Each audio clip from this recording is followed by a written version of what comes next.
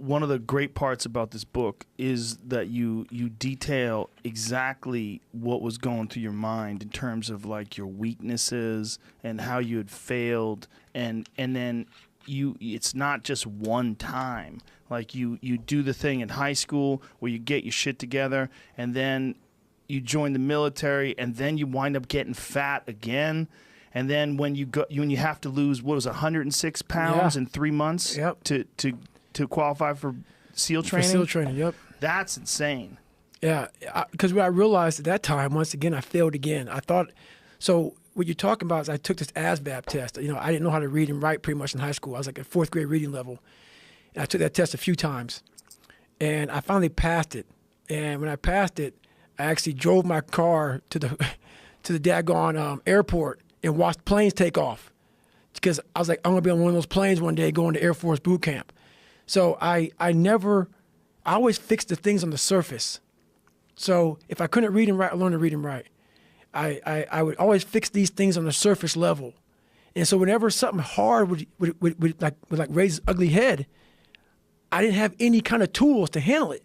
I'm like, man, I thought I fixed this already, man. But no, I didn't go deep into the dungeon of my soul to say, okay, what is making you a quitter? What is making you a weak man? What is making you afraid? And so that's why I kept on quitting and going back to start, or not knowing how to get through hard times. And that's why I always tell people, I'm not a theorist.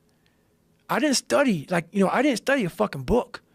I literally put myself in a fire repeatedly like a sword. You put a sword in a fire repeatedly and repeatedly. If you keep on doing that, you're going to get a nice sword. And then you keep on beating it. You got to beat the shit out of it. And that's what I am. Yeah. I became that. I said, okay, we can't quit. We got to figure out why you are this pussy. Why are you this pussy, man? What is wrong with you? What's going on here? So I kept on putting the sword back in the daggone fire, and I just beat it harder. And I beat it harder. Before I knew it, I started realizing, all right, man. The brain is starting to get hard. The brain is starting to get hard. I'm no longer a theorist. I'm now a practitioner. I put it in hell. I dissected it while it's in hell, because you can't dissect anything in a normal environment. You can't dissect anything in 72-degree weather. You must put it in the fucking freezer and freeze the fuck out of it. And then you dissect it. Dissect it when it's miserable. Dissect the brain when all it's thinking about is, I need to get out of here, man. I want to get out of the fucking freezer. Open the door. And you said, nah, 5 more seconds, man.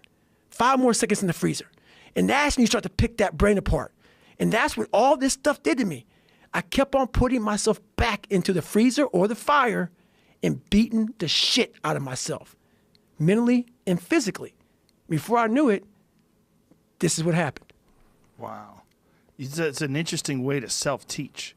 You Yes. know, like most people that, you talk to that are disciplined, they, they have something that they read that inspired them. They have certain people that they look up to. There's certain, coaches that taught them. There's certain important moments in their life.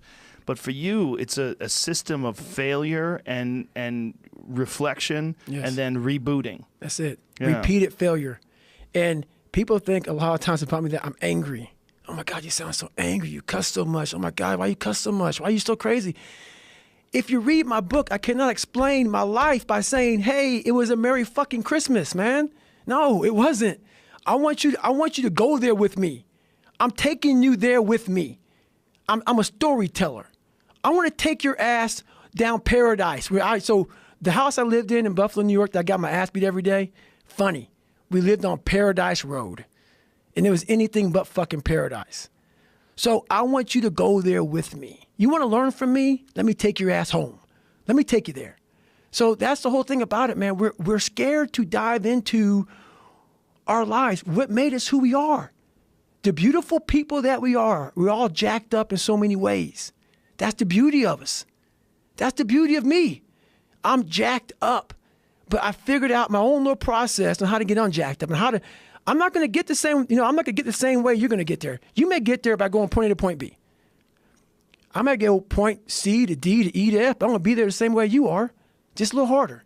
That's how I train my brain. So it's just different. I'm just a different thinker.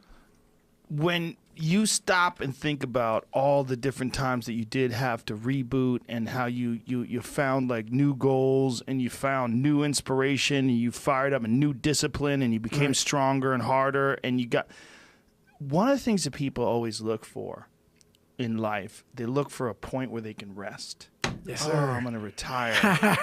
Like people love that expression, the golden years. They love that expression. Yes. They love the idea of a struggle as long as it ends, and then when it ends, they're gonna have a nice, comfortable spot. It must end. Yeah, The it must suffering end. must end. Yeah, you should relax, man. You've done so much. That's right. You've really done so much. But the idea of reaching this golden year is it's a very flawed idea, because it's an idea that you're gonna work hard, but then you're gonna reach the finish line. But there's no finish line. No. It doesn't exist.